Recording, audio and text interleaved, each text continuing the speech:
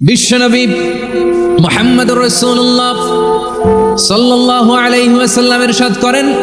যে ব্যক্তি সকালবেলা তিনবার তেলাওয়াত করবে আউযু বিল্লাহিস সামিউল আলিম মিনাশ শাইতানির রাজিম,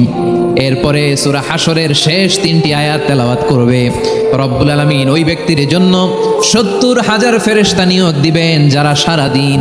ওই লোকের জন্য মাগফিরাতের দোয়া করবে। শুধু এখানেই শেষ নয়, বিশ্বনবী ফরমান ওয়া ইন মাতা ফি যালিকাল ইয়াউমি মাতা শাহীদান, ওই দিন যদি ওই ব্যক্তিটা ইন্তেকাল করে সে শহীদ হয়ে কিয়ামতের দিন আল্লাহর সামনে দাঁড়াবে। সকালবেলা যদি পড়েন তিনবার আউযু বিল্লাহিস সামিউল আলিম মিনাশ শাইতানির রাজিম তিনবার পড়ে